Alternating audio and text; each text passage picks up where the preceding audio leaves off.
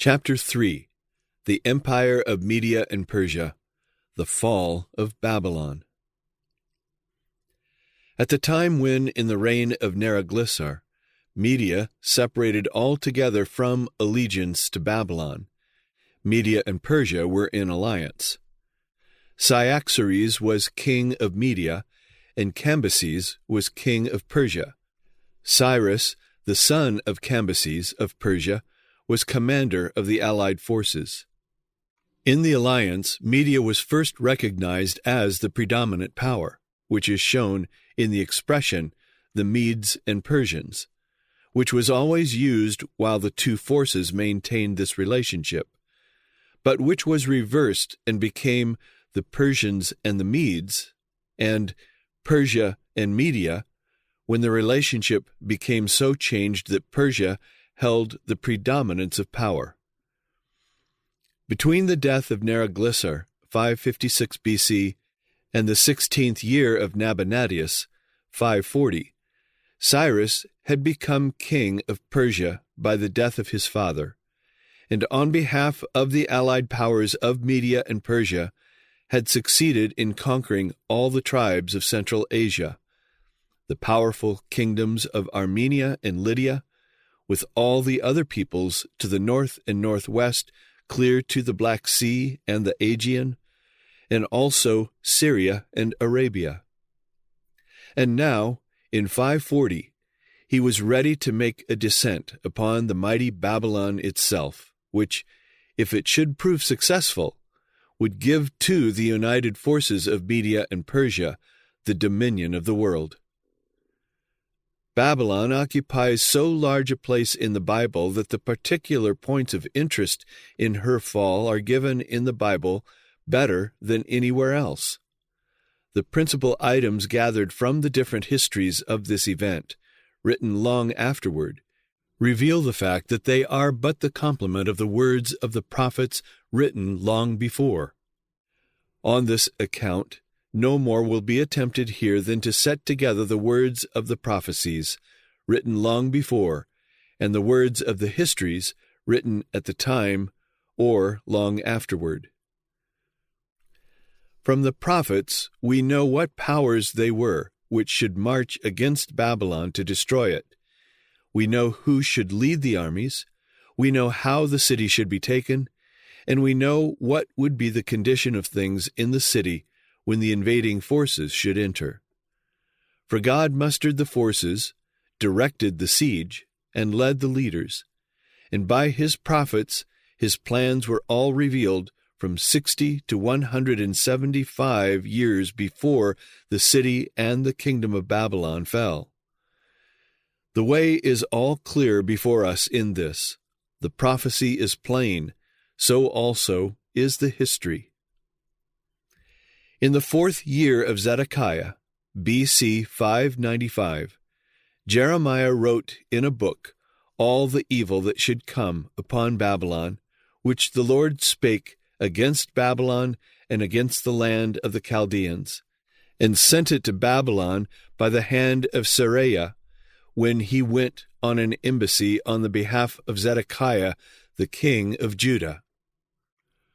When Seraiah should have come to Babylon, he was to stand in the midst of the city, by the river, and read all the words of the Lord as written in the book.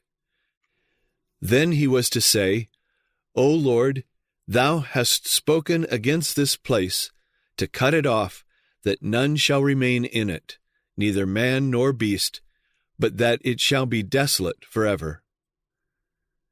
Then he was to bind a stone to the book, and cast it into the midst of Euphrates, and exclaim, Thus shall Babylon sink, and shall not rise from the evil that I will bring upon her, and they shall be weary. The words that were written in the book are those which are now found in chapters 50 and 51 of the book of Jeremiah. Of the nations that would overthrow the kingdom of Babylon, we read, Make bright the arrows, gather the shields. The Lord hath raised up the spirit of the kings of the Medes, for his device is against Babylon, to destroy it, because it is the vengeance of the Lord, the vengeance of his temple. Prepare against her the nations with the kings of the Medes, the captains thereof, and all the rulers thereof, and all the land of his dominion. But the Medes were not to be alone. Isaiah cries, "Go up, O Elam, besiege, O Media."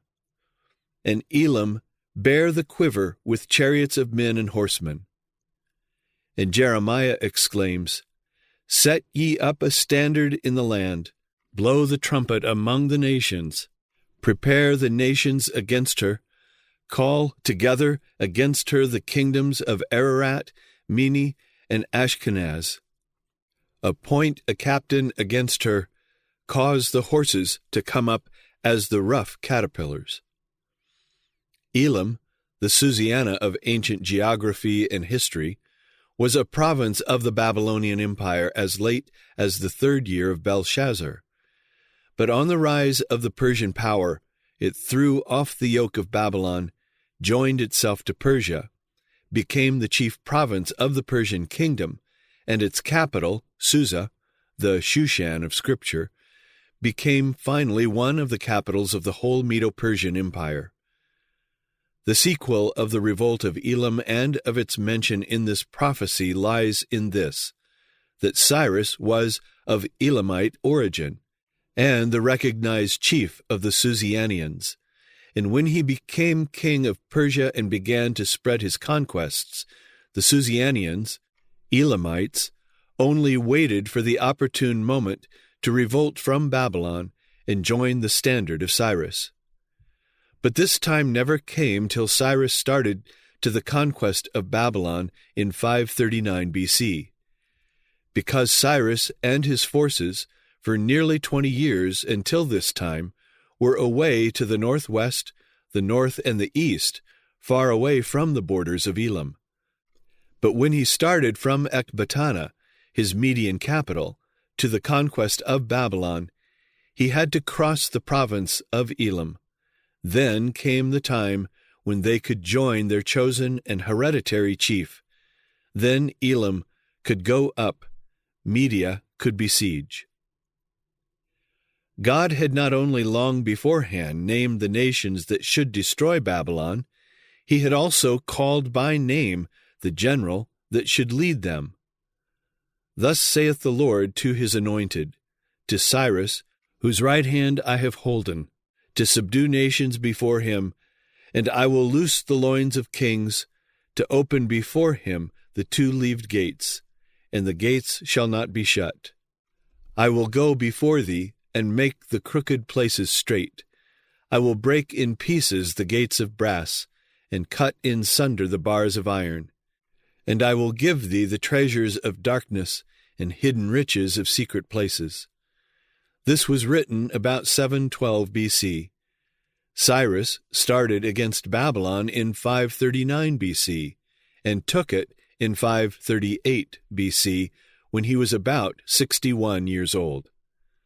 Thus the Lord called him by name 113 years before he was born, and told what he would do 174 years before he did it. When at last it was rumored that the Persian king had quitted Ecbatana in the spring of 539 B.C., and commenced his march to the southwest, Nabonidus received the tidings with indifference. His defenses were completed. His city was amply provisioned.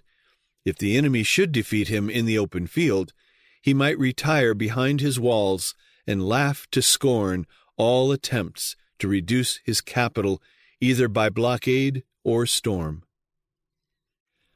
Cyrus, on his way to Babylon, came to the banks of the Gendis, a stream which, rising in the Matanian mountains, runs through the country of the Dardanians, and empties itself into the river Tigris. When Cyrus reached this stream, which could only be passed in boats, one of the sacred white horses accompanying his march, full of spirit and high mettle, walked into the water and tried to cross by himself. But the current seized him, swept him along with it, and drowned him in its depths. Cyrus, enraged at the insolence of the river, threatened so to break its strength that in future even women should cross it easily without wetting their knees. Accordingly, he put off for a time his attack on Babylon, and, dividing his army into two parts, he marked out by ropes 180 trenches on each side of the Gendus, leading off from it in all directions, and setting his army to dig, some on one side of the river, some on the other.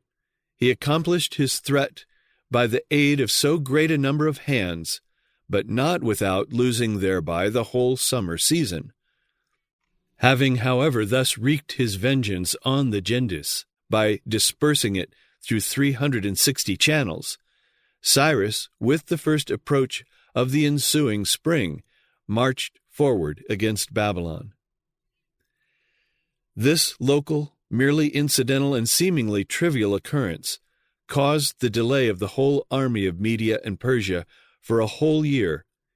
Yet there was a matter of deep importance wrapped up in this delay, and even in the delay continuing from one year to another.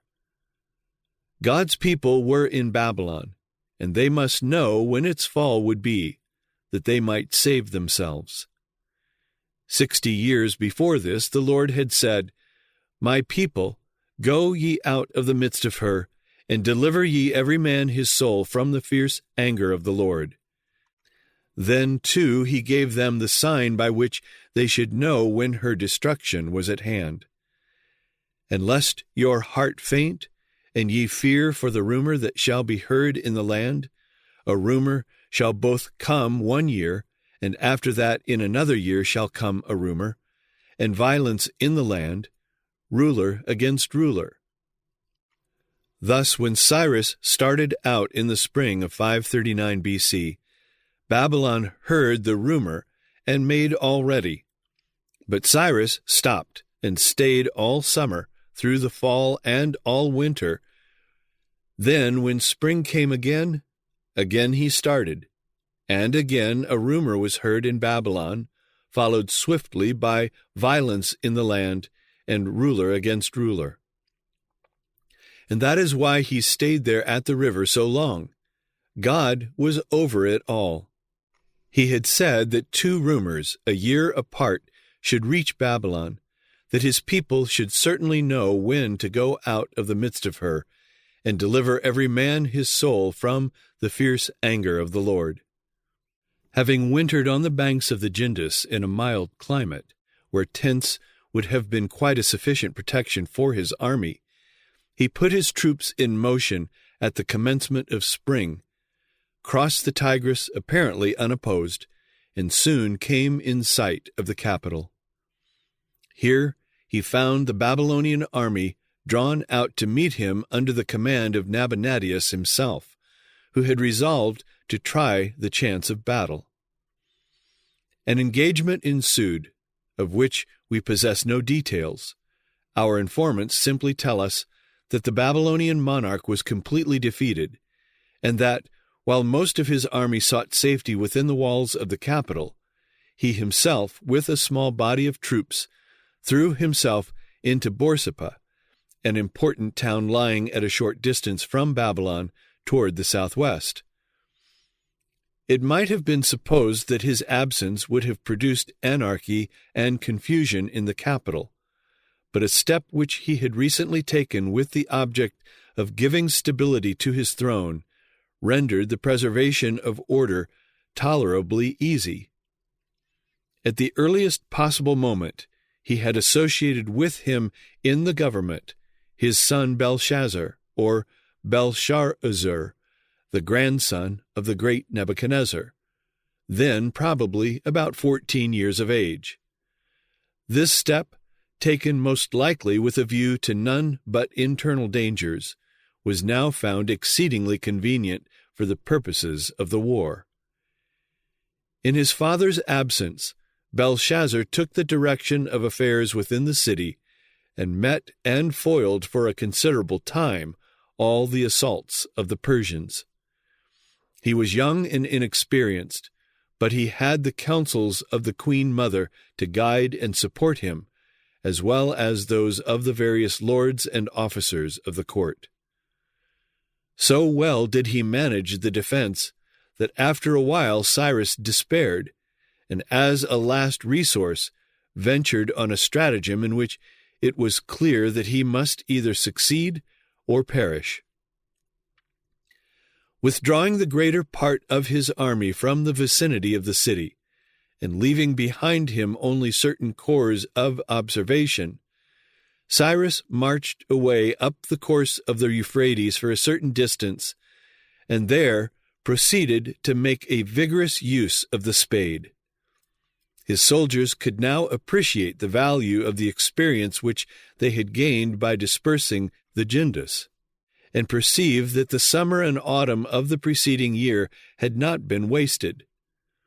They dug a channel, or channels, from the Euphrates, by means of which a great portion of its water would be drawn off, and hoped in this way to render the natural course of the river fordable. A drought is upon her waters, and they shall be dried up, and I will dry up her sea, and make her springs dry. Jeremiah 50, verse 38, chapter 51, verse 36. When all was prepared, Cyrus determined to wait for the arrival of a certain festival during which the whole population were wont to engage in drinking and reveling. Prepare the table, watch in the watchtower, eat, drink. Isaiah 21, verse 5. And then, silently, in the dead of night, to turn the water of the river and make his attack. Arise, ye princes, and anoint the shield. Isaiah 21, verse 5. All fell out as he hoped and wished. The festival was held with even greater pomp and splendor than usual, for Belshazzar, with the natural insolence of youth, to mark his contempt of the besieging army, abandoned himself wholly to the delights of the season, and himself entertained 1,000 lords in his palace. Belshazzar the king made a great feast to 1,000 of his lords, and drank wine before the 1,000. Belshazzar, whiles he tasted the wine, commanded to bring the golden and silver vessels which his father, and in the margin it says grandfather, Nebuchadnezzar had taken out of the temple which was in Jerusalem, that the king and his princes, his wives and his concubines, might drink therein. They drank wine and praised the gods of gold and of silver, of brass, of iron, of wood, and of stone. Daniel 5, verses 1-4. For it is the land of graven images, and they are mad upon their idols. Jeremiah 50, verse 38. In the same hour came forth fingers of a man's hand, and wrote over against the candlestick upon the plaster of the wall of the king's palace. And the king saw the part of the hand that wrote. Daniel 5, verse 5. The night of my pleasure hath he turned into fear unto me. Isaiah 21, verse 4. Then the king's countenance was changed, and his thoughts troubled him, so that the joints of his loins were loosed, and his knees smote one against another. Daniel 5, verse 6. My heart panted, fearfulness affrighted me. Therefore are my loins filled with pain. Pangs have taken hold upon me. I was bowed down at the hearing of it. I was dismayed at the seeing of it. Isaiah 21, verses 4 and 3.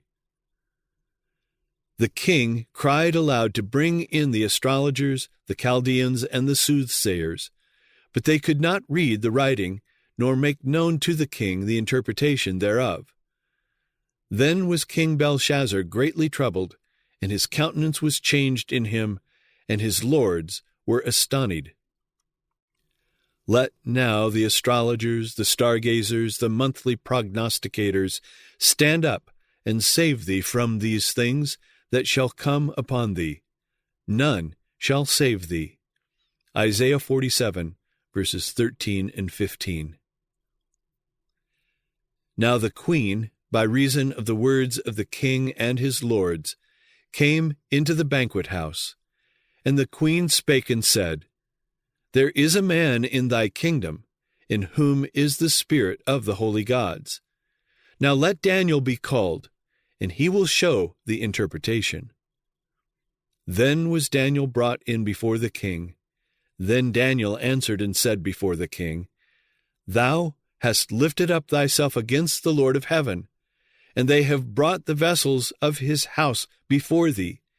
And thou and thy lords, thy wives and thy concubines, have drunk wine in them, and thou hast praised the gods of silver and gold, of brass, iron, wood, and stone, which see not, nor hear, nor know. And the God in whose hand thy breath is, and whose are all thy ways, hast thou not glorified? Then was the part of the hand sent from him, and this writing was written. And this is the writing that was written. Mene, mene, tekel, upharsin. This is the interpretation of the thing. Mene, God hath numbered thy kingdom, and finished it. Tekel, thou art weighed in the balances, and art found wanting. Peres, thy kingdom is divided, and given to the Medes and Persians. Daniel 5, verses 7 to 28. Elsewhere, the rest of the population was occupied in feasting and dancing. Drunken riot and mad excitement held possession of the town. The siege was forgotten. Ordinary precautions were neglected. Following the example of their king, the Babylonians gave themselves up for the night to orgies in which religious frenzy and drunken excess formed a strange and revolting medley. And I will make drunk her princes, and her wise men, her captains, and her rulers, and her mighty men, and they shall sleep a perpetual sleep, and not wake, saith the King, whose name is the Lord of hosts. In their heat I will make their feasts, and I will make them drunken, that they may rejoice, and sleep a perpetual sleep, and not wake, saith the Lord. Jeremiah 51, verses 57 and 39. We are told in Daniel that Babylon was captured on the night of a great feast to the idol gods, at which the wives and concubines joined in a wild revelry. But the women were not in the habit of feasting with men. How is this? An account by Cyrus himself of his capture of Babylon was dug up only a few years ago. In it, he declares that Babylon was captured without fighting on the 14th day of the month Tammuz. Now the month Tammuz was named in honor of the god Tammuz, the Babylonian Adonis, who married their Venus or Ishtar, and the 14th of Tammuz was the regular time to celebrate their union with lascivious orgies. On this day of all days, the women took part in the horrible rites, and it was in this feast of king, princes, wives, and concubines that Babylon was taken and Belshazzar slain. The Bible is here fully and wonderfully corroborated. Meanwhile, outside the city, in silence and darkness, the Persians watched at the 2 points where the Euphrates entered and left the walls. Set up the watchmen, prepare the leers in wait. Jeremiah 51, verse 12. Anxiously they noted the gradual sinking of the water in the riverbed.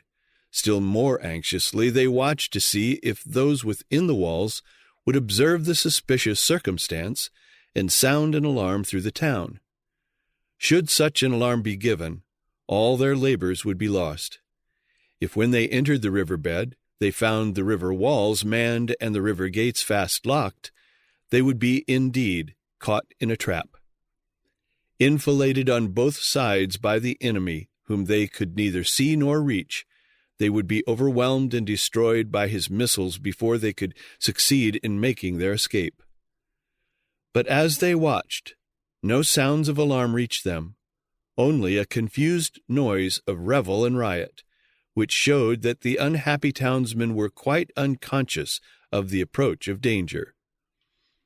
Therefore shall evil come upon thee, thou shalt not know from whence it riseth, and mischief shall fall upon thee. Thou shalt not be able to put it off, and desolation shall come upon thee suddenly, which thou shalt not know. Isaiah 47, verse 11. At last, shadowy forms began to emerge from the obscurity of the deep riverbed, and on the landing places opposite the river gates, clusters of men grew into solid columns. The Lord of hosts hath sworn by himself, saying, Surely I will fill thee with men as with caterpillars, and they shall lift up a shout against thee. Jeremiah 51, verse 14. The undefended gateways were seized. A war shout was raised. The alarm was spread, and with swift runners started off to show the king of Babylon that his city was taken at one end. One post shall run to meet another, and one messenger to meet another, to show the king of Babylon that his city is taken at one end, and that the passages are stopped, and the reeds they have burned with fire, and the men of war are affrighted. Jeremiah 51, verses 31 and 32. In the darkness and confusion of the night, a terrible massacre ensued. Against him that bendeth let the archer bend his bow, and against him that lifteth himself up in his brigandine, that is, coat of mail, and spare not her young men, destroy ye utterly all her host. Thus the slain shall fall in the land of the Chaldeans, and they that are thrust through in the streets. Therefore shall her young men fall in the streets, and all her men of war shall be cut off in that day, saith the Lord. Jeremiah 51, verses 3 and 4, chapter 50, verse 30. The drunken revelers could make no resistance. The mighty men of Babylon have forborne to fight. They have remained in their holds. Their might hath failed. They became as women. They have burned her dwelling places. Her bars are broken. Jeremiah 51, verse 30. The king, paralyzed with fear at the awful handwriting upon the wall, which too late had warned him of his peril, could do nothing even to check the progress of the assailants who carried all before them everywhere. Bursting into the palace, a band of Persians made their way to the presence of the monarch and slew him on the scene of his impious revelry. In that night was Belshazzar the king of the Chaldeans slain. Daniel 5, verse 30. Other bands carried fire and sword through the town.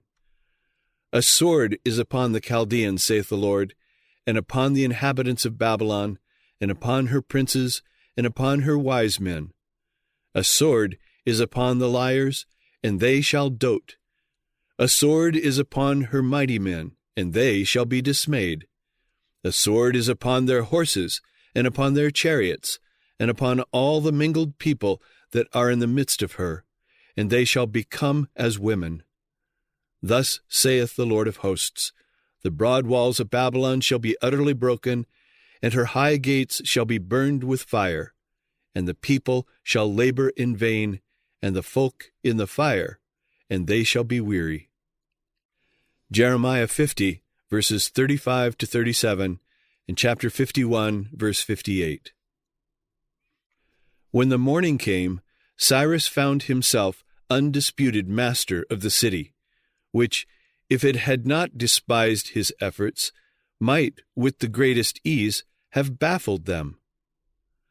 Thus saith the Lord to his anointed, to Cyrus, whose right hand I have holden, to subdue nations before him, and I will loose the loins of kings, to open before him the two-leaved gates, and the gates shall not be shut. Isaiah 45, verse 1. Thus perished the Babylonian Empire. And it shall be, when thou hast made an end of reading this book, that thou shalt bind a stone to it, and cast it into the midst of Euphrates. And thou shalt say, Thus shall Babylon sink, and shall not rise from the evil that I will bring upon her, and they shall be weary. Thus far are the words of Jeremiah. Jeremiah 51, verses 63 and 64. Cyrus's own account of the conquest of Babylon, somewhat mutilated, is as follows. He, Merodach, appointed also a prince who should guide aright the wish of the heart which his hand upholds, even Cyrus the king of the city of Ansan. He has proclaimed his title. For the sovereignty of all the world does he commemorate his name. The country of Kutai and all the people of the Manda he has subjected to his feet. The men of the black heads he has caused his hand to conquer. In justice and righteousness has he governed them. Merodach, the great Lord, the restorer of his people, beheld with joy the deeds of his vicegerent, who was righteous in hand and heart. To his city of Babylon he summoned his march. He bade him also take the road to Babylon. Like a friend and a comrade, he went at his side. The weapons of his vast army, whose number, like the waters of a river, could not be known, were marshaled in order, and it spread itself at his side. Without fighting and battle, Merodach caused him to enter into Babylon.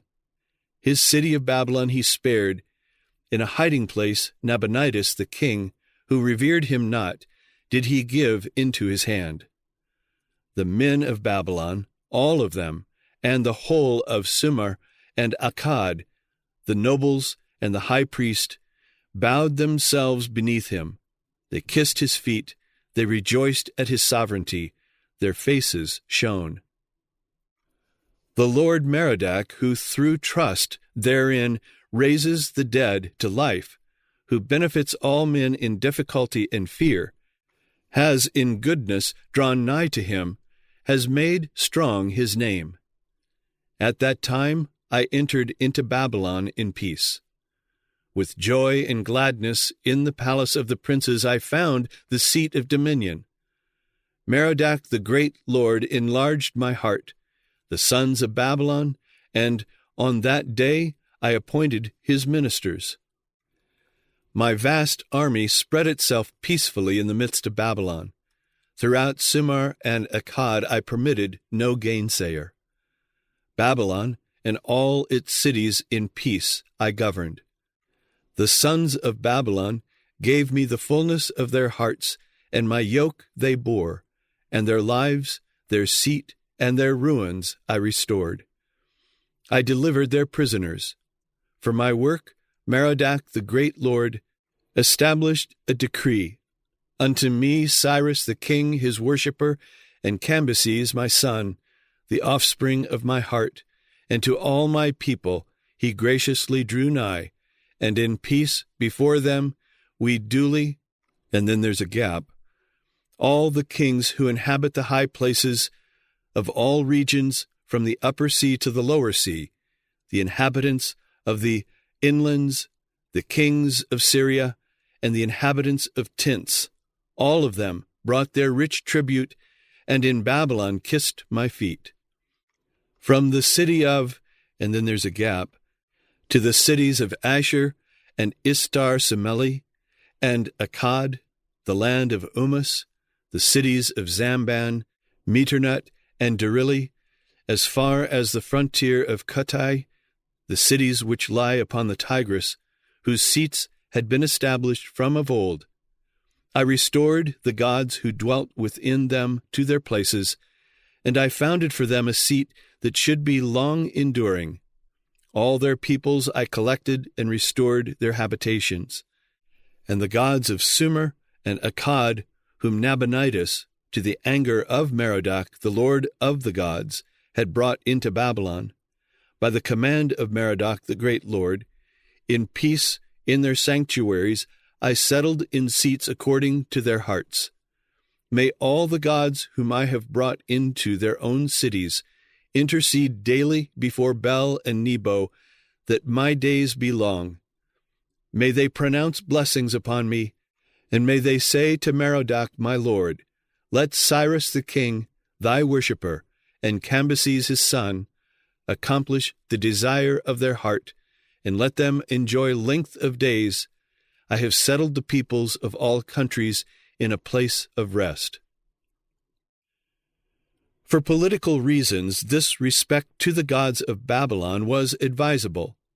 But later, Cyrus's own religious views underwent a change, and with his successors there came another religion entirely, so that the fall of Babylon was also the fall of an ancient, widely spread, and deeply venerated religious system. Not, of course, that the religion suddenly disappeared or ceased to have votaries, but that from a dominant system, supported by all the resources of the state, and enforced by the civil power over a wide extent of territory, it became simply one of the many of the tolerated beliefs, exposed to frequent rebuffs and insults, and at all times overshadowed by a new and rival system, the comparatively pure creed of Zoroastrianism. The conquest of Babylon by Persia was practically, if not the death blow, at least a severe wound to the sensuous idol worship which had, for more than 20 centuries, been the almost universal religion in the countries between the Mediterranean and the Zagros mountain range. The religion never recovered itself, was never reinstated. It survived a longer or a shorter time in places. To a slight extent, it corrupted Zoroastrianism, but on the whole, from the date of the fall of Babylon, it declined. Bel bowed down, Nebo stooped. Merodach was broken in pieces. Judgment was done upon the Babylonian graven images, and the system of which they formed a necessary part, having once fallen from its proud preeminence, gradually decayed and vanished.